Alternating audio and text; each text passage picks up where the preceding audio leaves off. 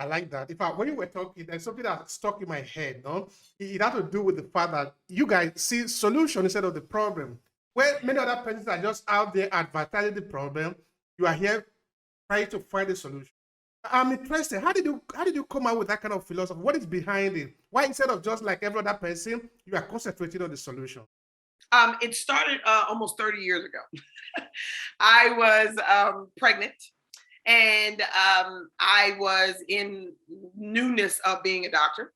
And I wasn't even in it 5 years, and I got pregnant. And I was like going along thinking, oh, being a doctor and doing what I do, I was like getting ready to have a baby. So I was planning my exit. I was like planning to say goodbye because I had to take care of this baby.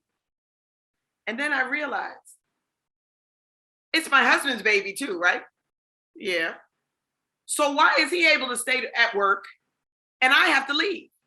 I'm the one having the baby, but I have to choose between having the baby and leaving my profession to take care of the baby?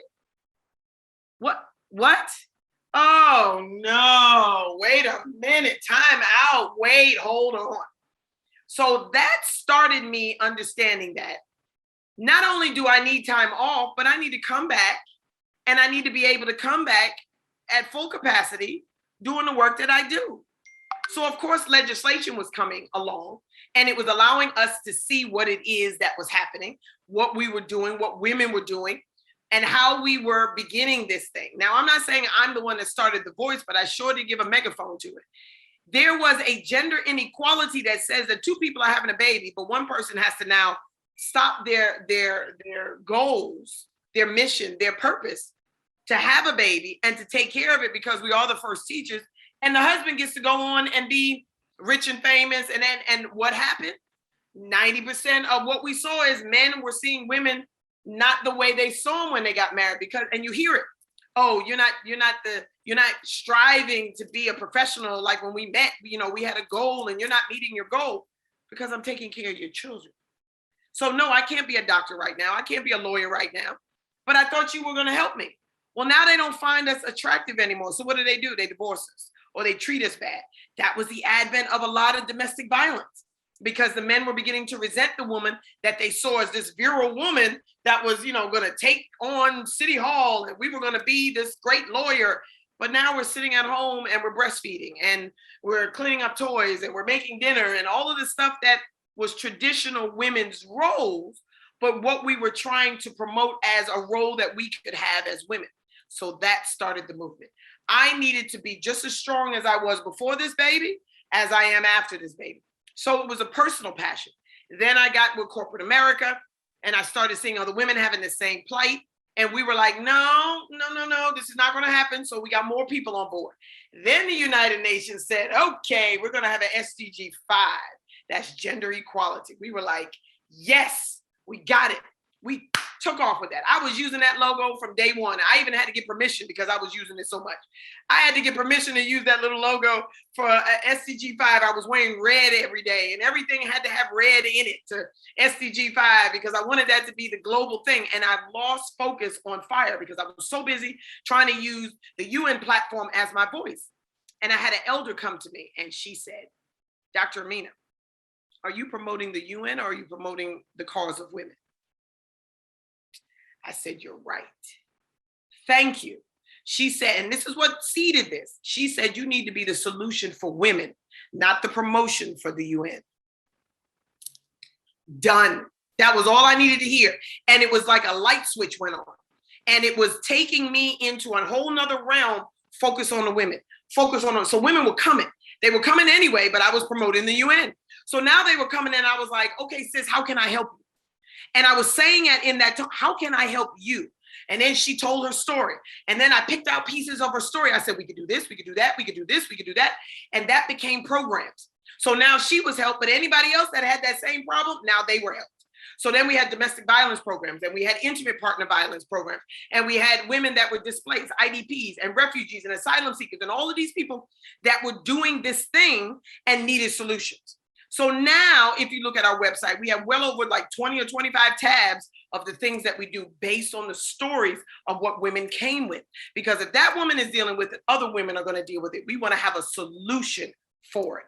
So that's where fire came, kind of got its blaze, and now we are burning in 7 countries. We have 6 different ambassadors representing those countries, and we have consul generals, and we have just this dynamic form that is going to take over the African continent. We want to have a representative from each country by 2050, which is our goal, to have a representative by 2050 operating fire in every country in the African continent.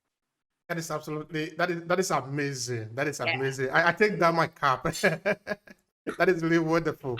All right, now I think people want to hear what exactly you do on the ground. No, when you are on the ground in Africa, what exactly do you do there so that people can relate it even more? This is a powerful story. Please go.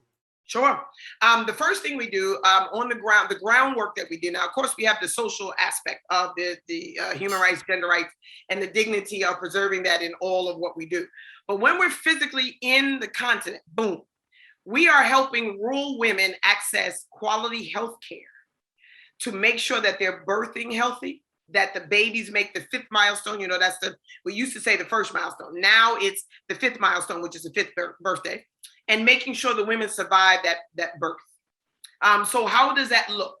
Well, you know, in rural areas, they have to travel so far. So many women die just trying to get to the hospital that we're not even helping the problem by just in their travel. I know what allowed us to solidify this work was we heard a young lady that was, and every time I think about this story, it just brings me to tears. So bear with me if I become emotional. I'm gonna try to speak to the power of the story rather than the emotion. But she was traveling she was in labor, and she was traveling to get to the hospital. And the hospital was, we use miles here in the United States, and it was about, I think she said it was 3.5 miles from where she was to the nearest aid station where she could get help. And it really wasn't even an aid station. It was where a midwife was. So she traveled, and it was hot. It was in Africa. It was in the continent in the middle of the year where it's its hottest point. And she went into labor. Well, of course, as you know, if anyone's had a baby, the more you walk when you're in labor, the quicker your labor is. And we encourage you to walk, because what that does is it loosens the muscles, it warms up the muscles, and it allows it to relax so baby can come. Well, she started walking. She started walking to get to the aid station, to the midwife, and the baby was coming quicker than she could get to the aid station. So she started walking faster because she knew the baby was coming. And she literally sat by the side of the road, and she had this baby all alone by herself. And the story reported that the woman and the baby was found dead on the side of the road. And how we knew about the story that she was walking, we knew it was toward the midwife, is because she had a child go forth and tell the midwife that she was on her way. And the child didn't get a chance to get to the midwife, and the midwife get back to the mother before the mother started walking toward the midwife. And she literally, by the time the midwife got there, she had bled out because she was walking, which increased her body temperature. And then when she had the baby, she started bleeding.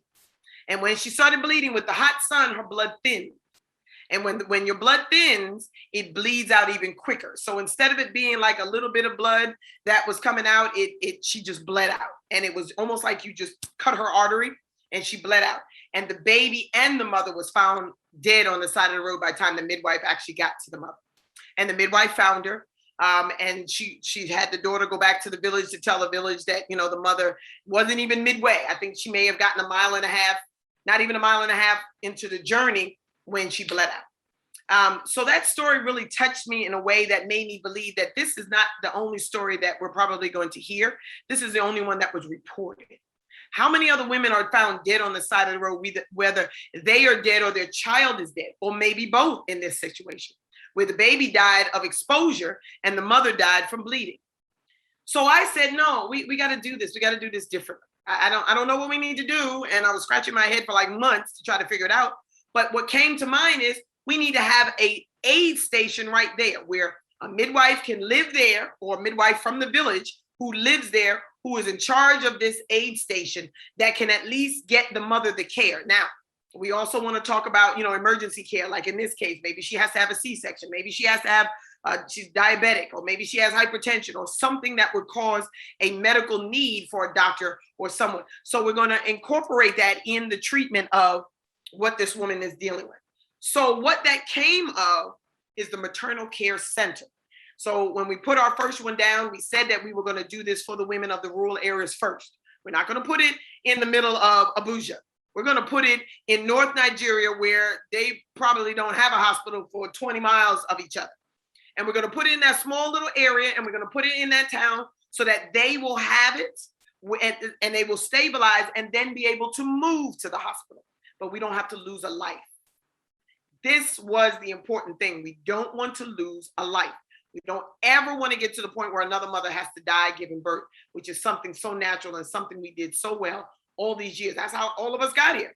A mom having a baby and living past it, or at least the baby living past it. So we want to see that, and we want to make sure mommy and baby comes here safely. So the groundwork is establishing these maternal care centers. And right now, between now and 2022, we have 12, we have 2 per month, but we have 12 countries that are going to get maternal care centers between now and 2022. So this is going to be an amazing, amazing next 18 months, 2 years that we're going to put forth the effort, and we're going to be putting this forward by means of grants and private money and personal money, and we're just going to get this done. And we have more people coming.